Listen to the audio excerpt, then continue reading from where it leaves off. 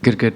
Yeah, awesome. So obviously last time we saw you, had your first loss on your record. What were some takeaways when you got to go back and watch the film and kind of just rewatch it? Yeah, it was a tough pill to swallow. Obviously, after that fight, I really thought that I did enough to walk away with the win. Obviously, the judges didn't think that. It was also quite heartbreaking. After the fight, I went to both my coaches. It was like, "Do you have round 1 and 3?" I'm like, "Yeah, I think we do." And I actually went to Bisbing at the time and was like, "Sir, we have round 1 and 3, right?" And he said, "Yeah, I think so." And the decision didn't go my way. Afterwards, had the time to focus on some medical issues we've had a big surgery, sorted out some stuff, and after watching the fight, I'm pretty proud of what we accomplished, not only in that fight, but in the camp building up to that. I'm 23 years old, turning 24 only in December. I want to be here for a very long time, and in doing that, I'm looking at the bigger picture. So after every fight, we assess where we can get better. And there's obviously a lot of those key points.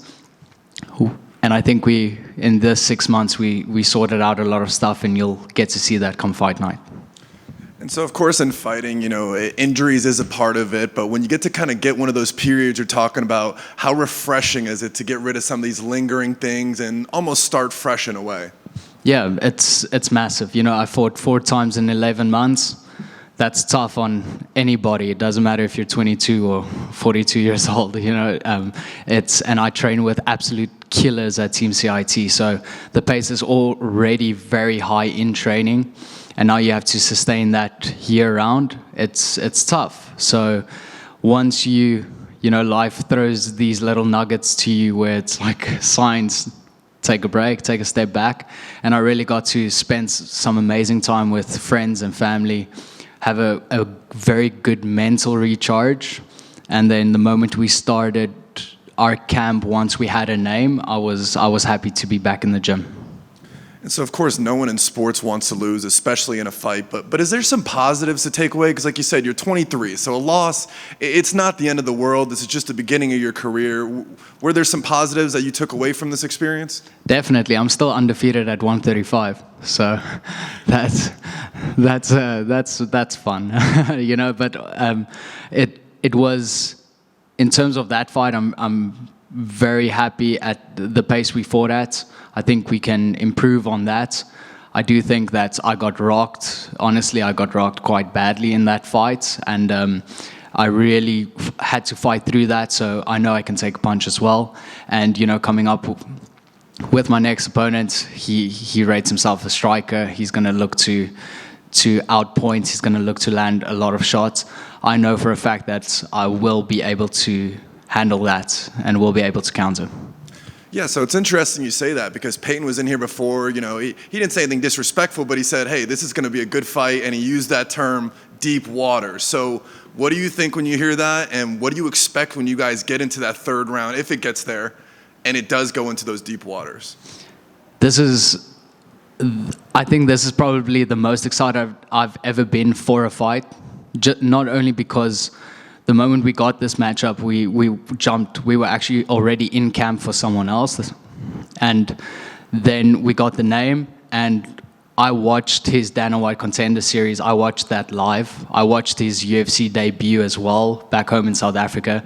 And I saw a lot of social media hype about the guy. And I was like, man, okay, the moment I saw a post on Instagram, I just had that feeling of sooner or later we're going to meet each other. So I'm glad it's happening now. And Deep Waters is correct. I think he's very skilled. I think he is a very good striker. He has very strong wrestling. He's very athletic. And I do think it's one of those contenders for fight of the night. And that's also something I'm very appreciative of. The hardcore fans that really like fighting are really putting this forward for their fight of the night, and I do think that can happen. My job at the end of the day is going to be to show you how many levels I'm above Payton, and I have all respect for him. he is a really good fighter, and hopefully we can leave all of it in the UFC cage. And so, obviously back into the Apex, do you have any type of thoughts when it comes to that, wanting to get back into arena, or is it, hey, wherever I got to fight, I'll fight? Definitely, wherever they want me to fight, I'll fight. This is the 6th trip we've done to Vegas, including the Contender Series.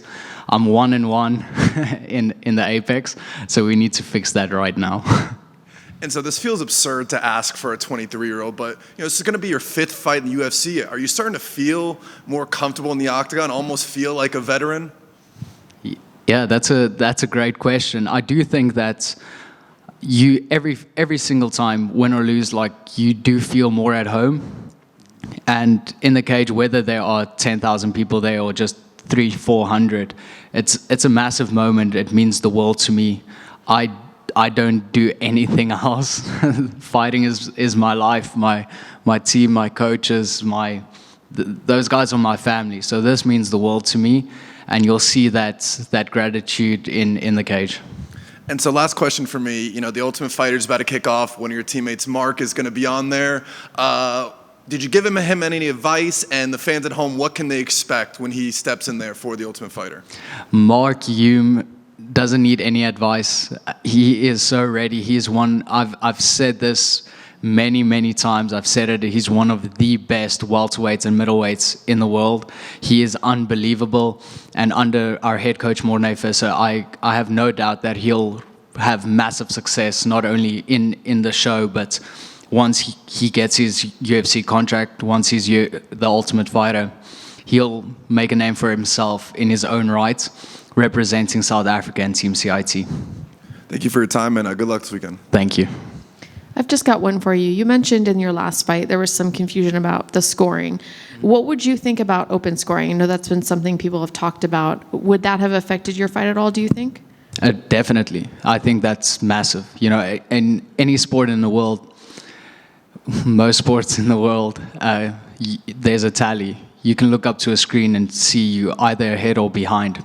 Maybe that will affect guys being ahead. Maybe it will affect aggression. So you have to almost look at the flip of the coin.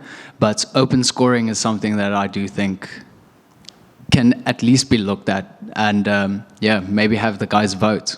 But fighters are not the smartest. So let the smarter guys decide that. Thank you. Hey, Cameron, I just wanted to know, were you surprised when they offered you Payton? Because, he's a young prospect like yourself. You just fought a young prospect with C-Rod. So was the matchup kind of confusing to you, or do you think it makes sense? It was quite confusing. We had a name first, which we were also happy with. I'm not going to disclose that now. And then they jumped to Payton. So it was quite confusing. I really thought we were going to fight somewhere in my career. I didn't think it was going to happen now. But, Uncle Sean, if you want that, sure, let's do it now. There seems to be a lot of hype on this guy. You had a lot of hype as well. Are you buying into this, like the hype train, or do you think, do you see him just as another Contender Series guy that has that attached to him?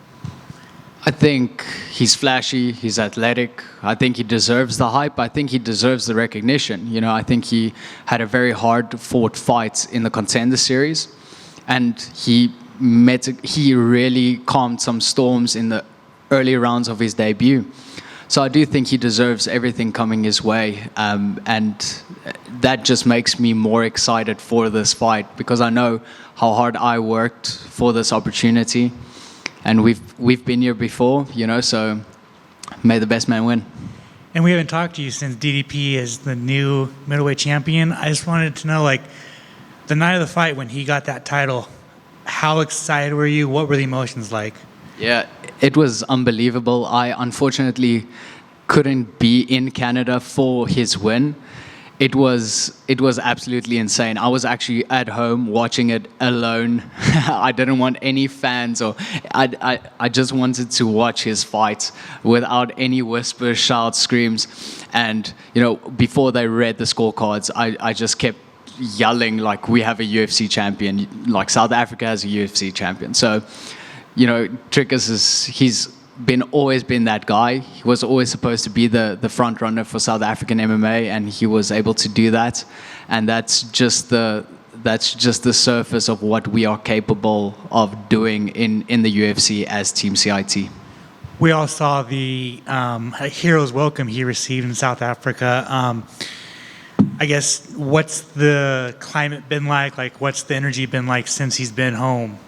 It's been amazing. You know, we also have an amateur promotion back home in South Africa called Versus, where I also work with amateur athletes. We do matchmaking for amateur fights. And just hearing coaches call us, thanking us for what Dricus has done, because of that, their gyms are just filling up with new members. So, you know, in terms of talent, we have so much talent. We are a few years behind in terms of structure to really get the talent that we need to really put guys forward in positions where they can be fighting for world titles. But it's been amazing. The sport of MMA is truly alive now in South Africa. We're getting more recognition. And we've come a long way. You know, we're in a small basement gym, and we were not a commercial gym at all. And it's developed quite quickly.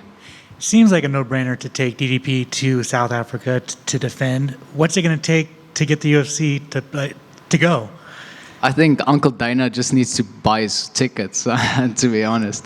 I do think in terms of infrastructure, I think there's no better country in Africa than South Africa. And I've heard whispers of doing it somewhere else.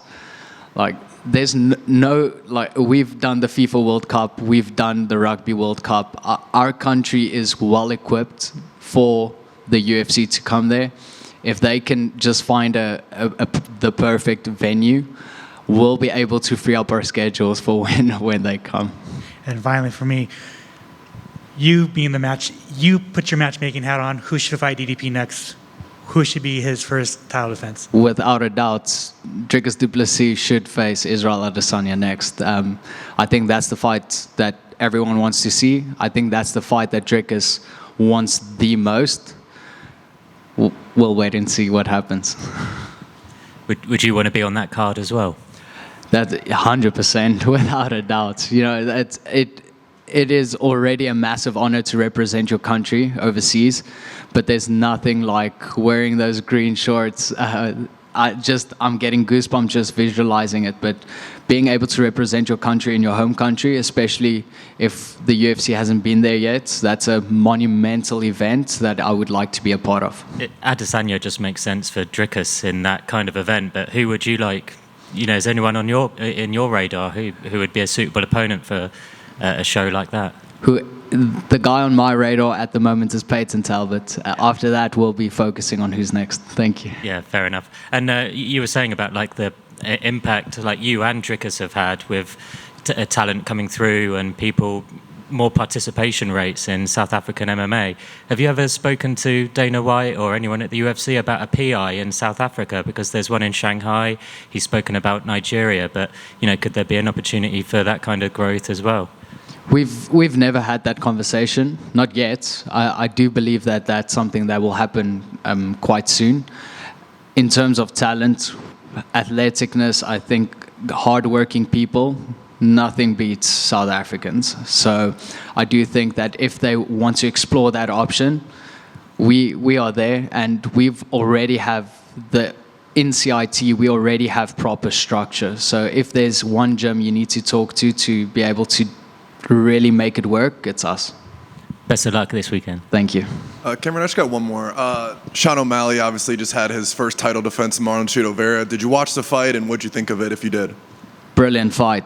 Like textbook, he fought so well against Vera, and it just shows his maturity in the sport. I think, you know, he came through the Contender Series just like I did, and just to see him get better with every single fight and really fight a textbook championship fight, it was very impressive. I had him beating Aljamain in the main event, and that's one guy that I do think that could be champion for a while. And it's going to be very interesting to see what they do next in the bantamweight division. It's young, it's constantly shifting. There's already so much talent that makes me very excited. Great.